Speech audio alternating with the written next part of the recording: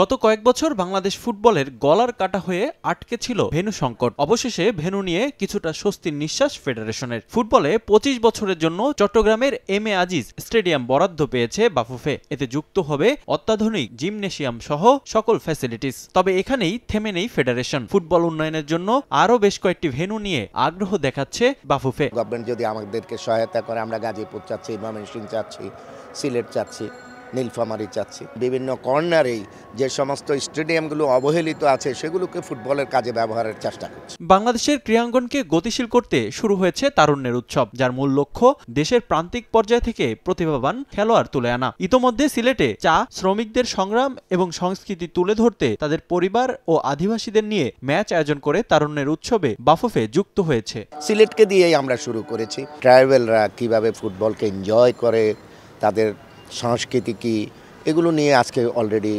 সিলেটে আমাদের প্রোগ্রাম হচ্ছে। ঢাকাতে আমাদের ডিসেবল যারা আছে তাদের ফুটবল হবে, স্ট্রিট লোক আছে তাদের ফুটবল হবে, গার্মেন্টস শ্রমিকদের ফুটবল হবে, এসবই আমাদের অ্যারেঞ্জের মধ্যে আছে। তারুণ্যের উৎসব ভিন্ন মাত্রা যোগ করতে ফুটবল নিয়ে বাফুফের থাকছে নানা আয়োজন। বাংলাদেশের ঐতিহ্য তুলে ধরতে রাখা হয়েছে বিচ ফুটবলও, যা ভিন্ন রূপ দেবে আয়োজনে। এদিকে তারুণ্যের উৎসবে অনূর্ধ্ব 15 ফুটবল টুর্নামেন্ট থেকেই আসন্ন বয়সভিত্তিক সাফের জন্য ফুটবলারের সন্ধানে বাফুফে। আমাদের উদ্দেশ্যটা হচ্ছে যে আমাদের সেখান থেকে ভালো প্লেয়ার কালেক্ট করে আমরা আমাদের সামনে যে সাব গেমস আছে অনূর্ধ্ব 16, সেই 15 ছেলেরাই চলে যাবে কিছুদিন পরে 16তে, ওইখানে যেন আমরা পার্টিসিপেট করতে পারি। তারিখ অ্যাকচুয়ালি ইউথ ফেস্টিভ্যাল হিসেবে যে আমাদের বিচ ফুটবলের 8 তারিখ হবে, একদিনের একটা টুর্নামেন্ট 4টা টিম নিয়ে। বিচের মধ্যে ফুটবলটা হবে এবং অনেক পর্যটকরা থাকবে, এর মধ্যে খেলবে। তো বিচ ফুটবলটার মাধ্যমে আমি মনে করি একটা ভালো বার্তা ছড়াবে ফুটবলের জন্য। তারুণ্যের উৎসবের মধ্য দিয়ে প্রান্তিক পর্যায়ে ফুটবল ছড়িয়ে যাবে অনেক দূর, এমনটাই প্রত্যাশা সবার।